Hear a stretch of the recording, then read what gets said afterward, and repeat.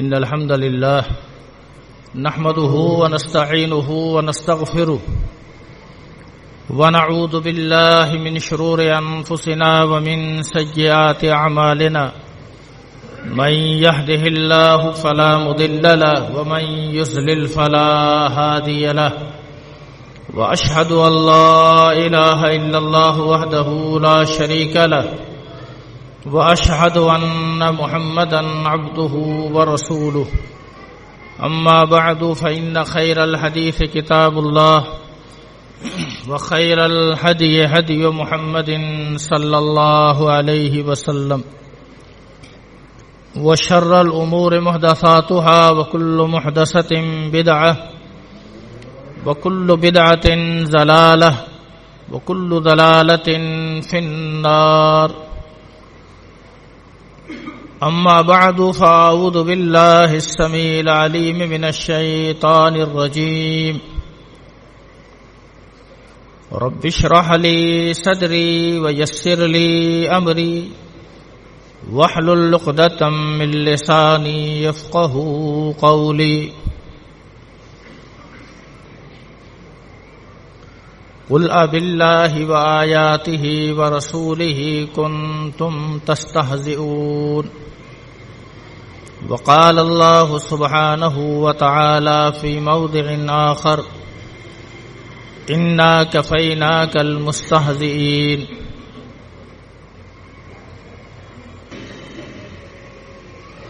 آج ہم سب اللہ کی توفیق سے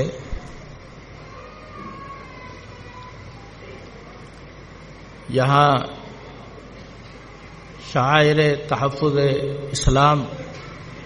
کے نام سے منعقد جو کانفرنس ہے اس میں شریک ہیں۔ مجھے اس حوالے سے جو موضوع دیا گیا وہ آپ نے سن لیا کہ یہ چیز آئے دن سننے میں آتی ہے کہ اسلام کا جہاں جسے موقع ملتا ہے وہ اسلام کے شاعر کا مذاق اڑاتا ہے اور وہ اس کو ایک اپنی تفریح تباہ کے طور پر ایسے کام کرتے۔ آپ نے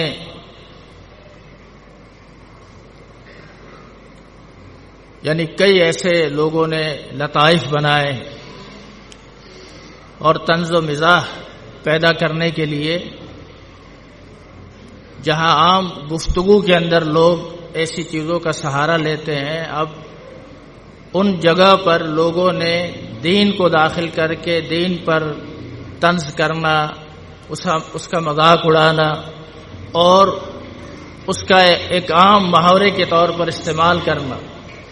یہ عام ہوتا جا رہا ہے۔ پھر اس کی دیکھا دیکھی ہم دیکھتے ہیں کہ شاعر اسلام کا جو ہے بے دین لوگ بھی، کفار بھی اور یہود و نصارہ بھی پھر اس کا مذاق اڑاتے ہیں۔ شاعر اسلام کا مذاق اڑانا حقیقت میں یہ بڑا سنگین جرم ہے۔ اگر ایک مسلمان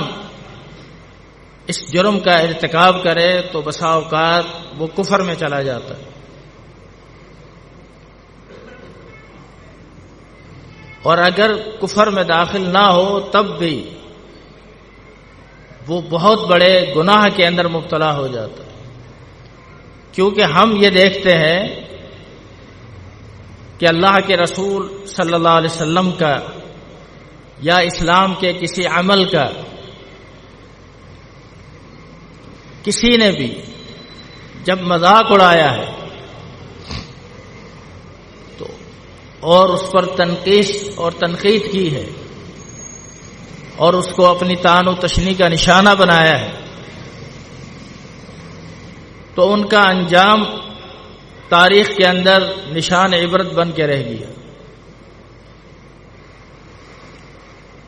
اس لیے میں اس تعلق سے کہ یہ کتنا بڑا سنگین جرم ہے، اس حوالے سے کتب احادیث کے اندر جو چند واقعات ہیں یا کتب تواریخ میں جو چند واقعات ہیں جن کو محدثین نے اپنی اپنی کتابوں میں ذکر کیا ہے، اس کے حوالے سے بات کروں گا۔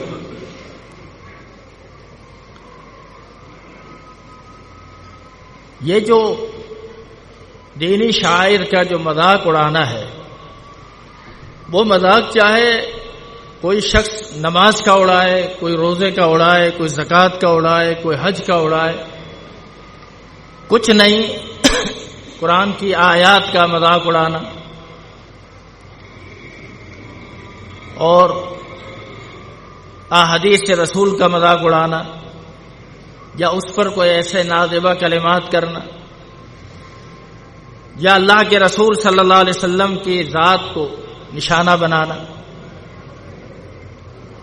حتیٰ کہ علماء، مساجد، مدارس، ان کا بھی اس طریقے سے تذکرہ کرنا یا داڑھی کا مذاق اڑانا، یہ سب شعائر اسلام پر تنقید ہے۔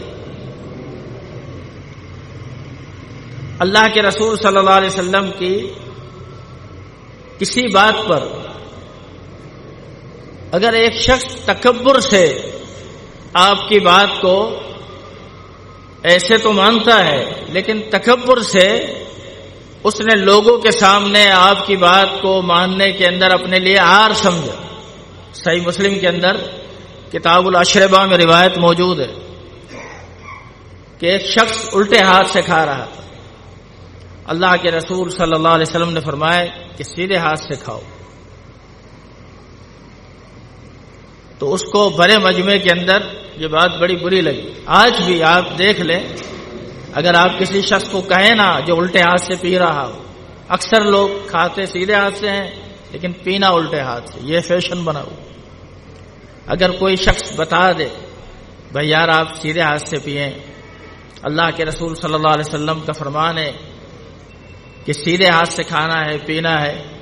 شیطان الٹے ہاتھ سے کھاتا اور پیتا ہے، تو ایسا شخص جواب میں مذاق اڑا کے رہ جائے گا، اس سے اور اس میں کیا فرق پڑتا؟ تو اس نے اللہ کے نبی صلی اللہ علیہ وسلم کی بات سن کر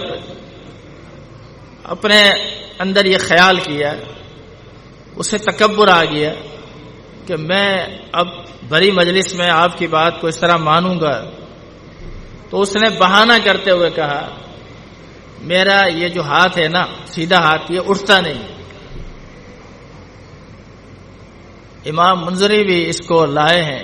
ترغیب الترہیب میں یہ واقعہ۔ آپ نے فرمایا اگر تو کہہ رہا ہے یہ بات اسی طرح ہے تو ٹھیک ہے، وگرنہ اللہ کرے تیرا ہاتھ یہ قیامت تک نہ اٹھے۔ پھر صحابہ کرام کہتے ہیں ہم نے دیکھا اس کا ہاتھ ہر جگہ جاتا لیکن وہ منہ کی طرف لے جاتا تو ہاتھ نہیں اٹھتا۔ اللہ کے رسول صلی اللہ علیہ وسلم نے سن 6 ہجری کے اندر مختلف حکمرانوں کی طرف، بادشاہوں کی طرف خط لکھے اور انہیں اسلام کی دعوت دی۔ آپ کے ان خطوط کے اندر آپ نے جو ہے خسرو پرویز کی طرف بھی خط لکھا۔ خسرو پرویز کی طرف جب آپ کا خط گیا تو یہ خط اسے پڑھتے ہی اس وجہ سے آگ لگ گئی کہ اس شخص نے جب خط شروع کیا ہے تو اپنا نام میرے نام سے پہلے کیوں لکھا ہے؟ آپ نے لکھا یہ تھا من محمد الرسول اللہ، محمد الرسول اللہ صلی اللہ علیہ وسلم کی طرف سے فلاں کی طرف، یوں آپ نے یہ خط لکھا۔ اسے اس بات پر آگ لگ گئی اور اس نے اللہ کے نبی صلی اللہ علیہ وسلم کا خط پھاڑ دیا۔ اب آپ کے اس خط کو پھاڑنا یہ بھی آپ کی تنقید ہے اس نے نہ ایمان لانا تھا نہ ایمان لاتا، اور پھاڑنے کے بعد اس نے کہا کہ یہ جو شخص ہے جس نے یہ جرأت کی ہے، یمن کا جو حاکم تھا بادان، اس کی طرف خط بھیجا کہ اس آدمی کو گرفتار کر کے میری طرف لاؤ۔ چنانچہ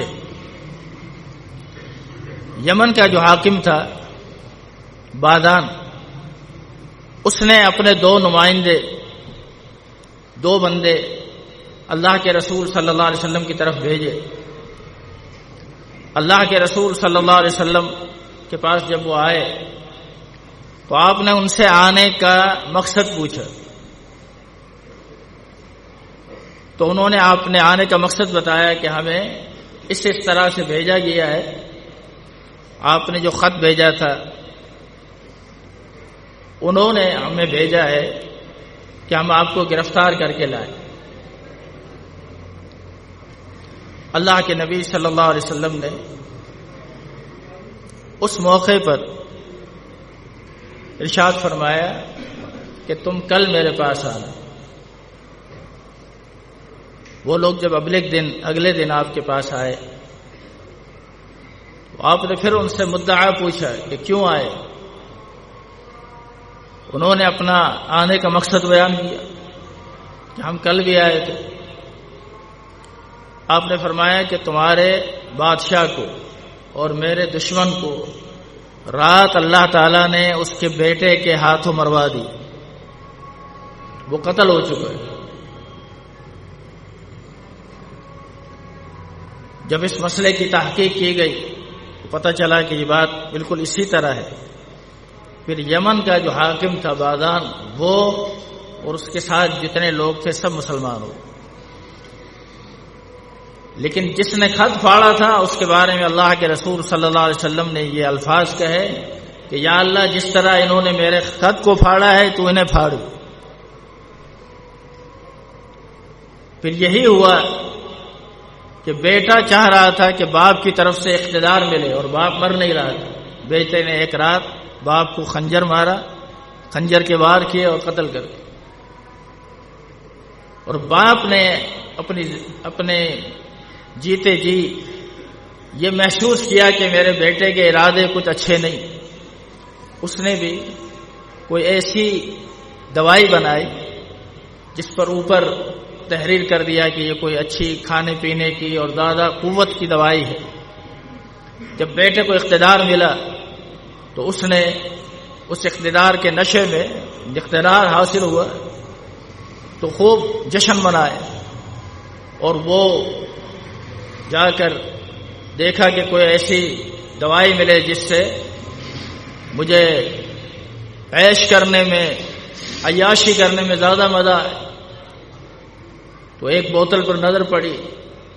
سوچا کہ یہ کوئی بہت ہی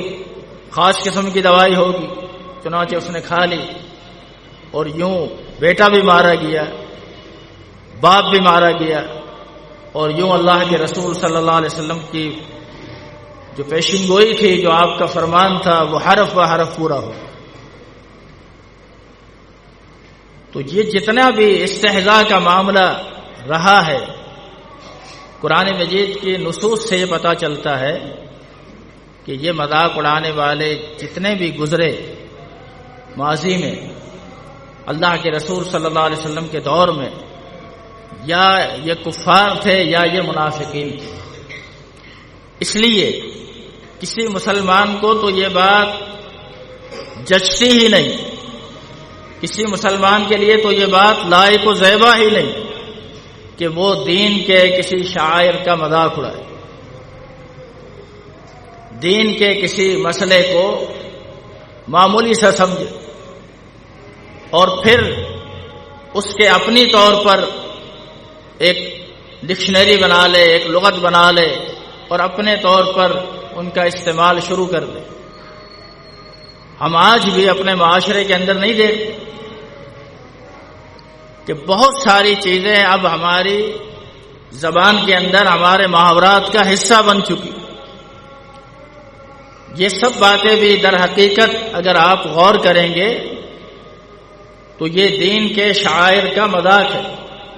یہ نہیں کہتے ہیں اگر کوئی شخص مثلاً آفس کے اندر کام کرتا ہے، اپنے باس کے پاس گیا، اس سے چھٹی مانگی، اس نے چھٹی دینے کے بجائے اس کے ذمہ کوئی اور کام لگوا دی، کوئی اور کام لگا دی، تو کیا کہتے ہیں اس موقع پر؟ یہ محاورہ بولا جاتا ہے، گئے تھے نماز بخشوانے، الٹے روزے گلے پڑ گئے۔ یہ دینی شاعر کا مذاق ہے۔ یہ کوئی شخص اگر کسی پر غصہ نکالے اور اس کو بہت زیادہ باتیں سنائے، پھر چار آدمی میں آ کر کہے کہ میں نے،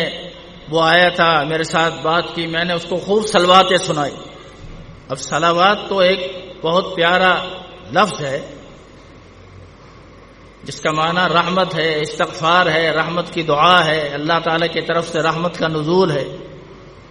اب صلواتیں سنانے کا مطلب یہ ہے کہ میں نے اس کو خوب گالیاں بکی۔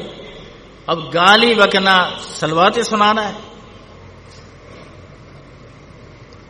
تو ایسے بہت سی چیزیں کہ جنہیں لوگوں نے، آپ نہیں سنتے، لوگ لطائف کے اندر باقاعدہ لطیفے ایسے دین کے ساتھ بنائے گئے۔ جب کوئی پوچھتا ہے قرض حسنہ کسے کہتے ہیں، تو کہتے تم نے مانگا، تمہارا مانگنا اور ہمارا ہنسنا، یہ قرض حسنہ۔ یہ تو سب دینی شاعر کا مذاق ہے۔ لوگوں نے جنت پر لطیفے بنائے، جہنم پر لطیفے بنائے، اور جہنم کی حیثیت کو لوگوں کے سامنے معمولی کرنے کی کوشش کی۔ بارش پر لطیفے بنائے،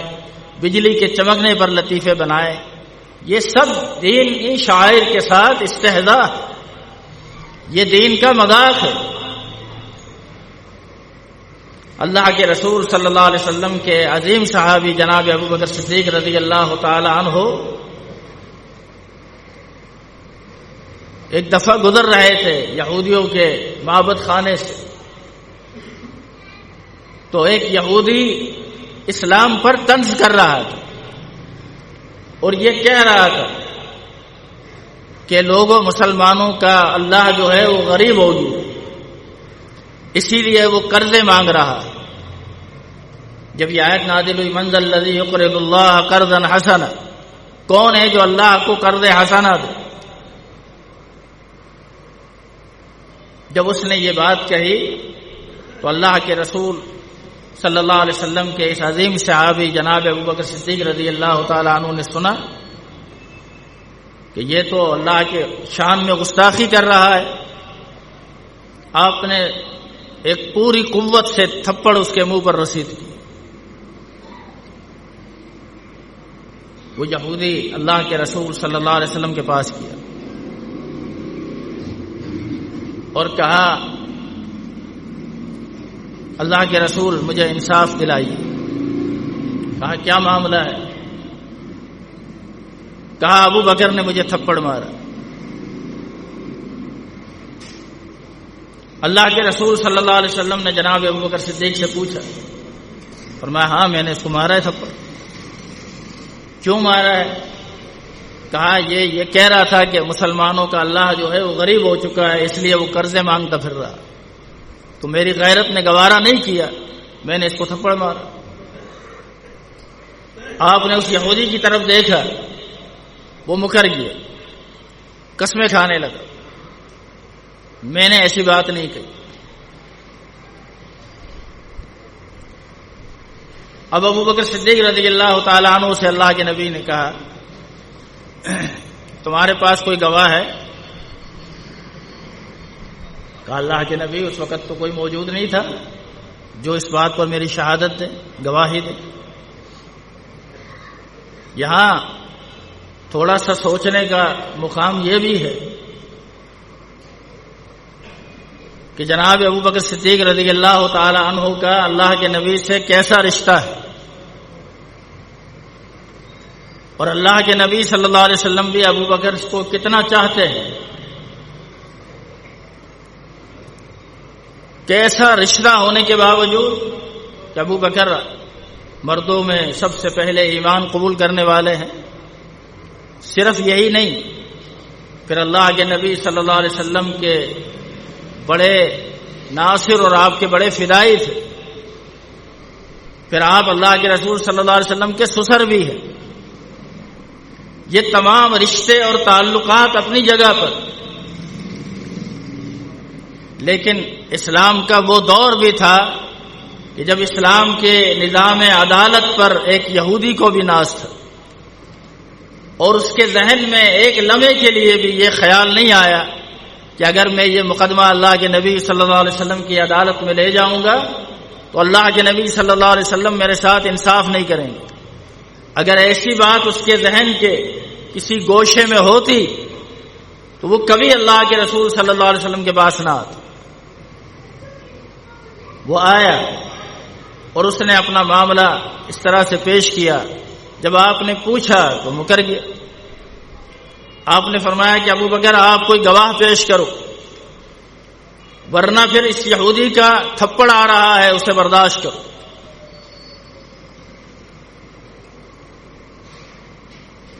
اس یہودی کو آپ نے اجازت دی، قریب تھا کہ وہ جناب ابو بکر صدیق رضی اللہ تعالیٰ عنہ پر تھپڑ رسید کرتا۔ اللہ تعالیٰ نے آسمان سے وحی نازل کر دی اور اللہ کے رسول صلی اللہ علیہ وسلم پر یہ وحی نازل کی، لقد سمع اللہ قول الذین قالوا ان اللہ فقیر ونحن اغنیاء۔ اے پیغمبر، اللہ تعالیٰ نے ان لوگوں کی بات کو سنا، اللہ نے اس شخص کی بات کو سنا جس نے انہیں یوں کہا کہ ان اللہ فقیر، اللہ فقیر ہو گیا ہے، ونحن اغنیاء، اور ہم مالدار۔ آپ نے یہودی سے کہا اپنا ہاتھ پیچھے کر لو، کہ اللہ تعالیٰ نے اس بات کی گواہی نازل کر دی۔ میں عرض یہ کر رہا تھا کہ جو دین پر بپتی کسنے والا معاملہ اور دین کے بارے میں اللہ کی شان میں گستاخی کرنے والے معاملہ تو کفار کا ہے، یہودیوں کا ہے، منافقین کا ہے، مسلمانوں کا نہیں۔ اور مسلمان کی شان تو یہ ہے کہ وہ ایسے موقع پر حتی الامکان اسلام کا اور مسلمانوں کا اور اللہ اور اس کے رسول کی طرف سے دفاع کرے۔ بلکہ قرآن مجید میں اللہ تعالیٰ نے اپنے پیغمبر سے کہا کہ اگر آپ ایسا ماحول دیکھیں، وَإِذَا رَأَيْتَ الَّذِينَ يَخُوضُونَ فِي آيَاتِنَا فَأَعْرِضْ عَنْهُمْ حَتَّى يَخُوضُوا فِي حَدِيثٍ غَيْرِهِ۔ پیغمبر، جب آپ یہ دیکھیں کہ جو لوگ ہماری آیتوں کے ساتھ مذاق میں لگے ہوئے ہیں، فَأَعْرِضْ عَنْهُمْ، تو آپ ان سے اعراض کریں، حَتَّى يَخُوضُوا فِي حَدِيثٍ غَيْرِهِ، یہاں تک کہ وہ کسی اور بات میں مشغول ہو جائیں تو پھر جا کر انہیں تبلیغ کریں، انہیں نصیحت کریں، انہیں واعظ کریں۔ ایسا نہ ہو کہ ایسے لوگوں کے پاس جا کر بیٹھ کر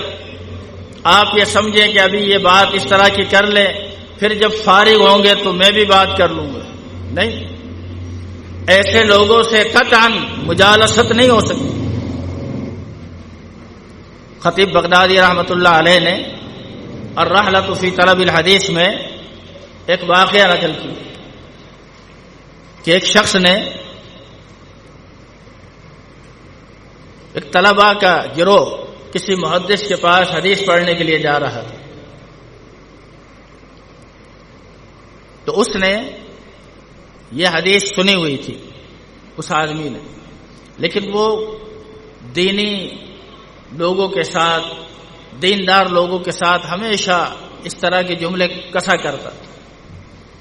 طالب علم چاہ رہے تھے کہ ہم جلدی پہنچے شیخ کے پاس، تو ذرا جلدی جلدی چل رہے تھے۔ اس نے انہیں دور سے آواز دی اور آواز دے کر کہا، ارے بھائی آرام سے آرام سے، کہیں ایسا نہ ہو کہ فرشتوں کے پر جو ہیں وہ تمہاری پاؤں کی وجہ سے زخمی ہو جائے۔ اس نے یہ روایت سنی ہوئی تھی کہ اللہ کے نبی صلی اللہ علیہ وسلم کا فرمان ہے کہ جو شخص طلب علم کے لیے نکلتا ہے تو فرشتے اس کے لیے پر بچھاتے ہیں۔ تو اس نے کہا، اس حدیث کو سامنے رکھتے ہوئے ان پر استہزاء کیا کہ یہ کیسے ہو سکتا ہے کہ فرشتے پر بچھا رہے،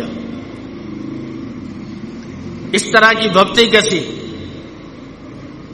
کہتے ہیں ابھی اس نے یہ کلمات اپنی زبان سے کہے تھے، خطیب بغدادی رحمۃ اللہ علیہ فرماتے ہیں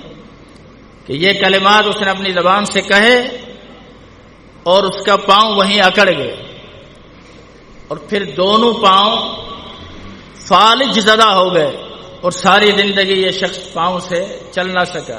اسی میں مر گیا۔ تو اللہ کے رسول صلی اللہ علیہ وسلم کے فرامین پر کسی طرح بھکتی کسنا، اہل علم پر کسی طرح بھکتی کسنا، دین کے کسی شعائر کا مذاق اڑانا، اس بات کو ہلکا نہ سمجھا جائے، اس گناہ کو معمولی نہ سمجھا جائے۔ یہ بہت بڑا جرم ہے، بہت بڑا گناہ ہے۔ اور پھر قرآن نے ان سے کہا کہ اب اللہ و آیاتہ و رسولہ کنتم تستہزئون، مذاق کے لیے اللہ ہی رہ گیا ہے، قرآن کی آیتیں ہی رہ گئی ہیں، اس کا رسول ہی رہ گیا ہے، ظالموں اب یہ تمہارے مذاق کے لیے رہ گئے۔ لا تعتذروا قد کفرتم، اب کوئی عذر معذرت نہ کرو کیونکہ تم کفر کر چکے ہو، ان الفاظ کو زبان سے ادا کر کے تم کفر میں داخل ہو چکے ہو۔ لہذا یہ مت سمجھو کہ اس طرح کے الفاظ کہنا، اس طرح سے دین پر طعن و تشنیع کرنا اور دین کے کسی شاعر کا اس طرح سے مذاق اڑانا یہ کوئی معمولی سی بات ہے یا ویسے ہی تفریحی طور پر کہہ رہا ہوں، نہیں، ان کلمات کی ادائیگی سے بھی بندہ بسا اوقات کفر میں چلا جاتا۔ اس لیے دعا کریں اللہ رب العزت ہم سب کو جو دینی شعائر ہیں اس کا احترام کرنے کی توفیق عطا فرمائے، اور جو دینی شعائر ہیں اس کا جو مقام ہے، اس کی جو عزت ہے، اس کا جو دفاع ہے، اللہ تعالیٰ ان لوگوں میں ہمارا حشر فرمائے جو اس کا دفاع کرنے والے ہیں، اور جو اس کا مذاق اڑانے والے ہیں، اس پر بھکتی کسنے والے ہیں، اللہ تعالیٰ ایسے لوگوں سے محفوظ رکھے۔ اقول قولی ھذا واستغفر اللہ لی ولکم ولسائر المسلمین۔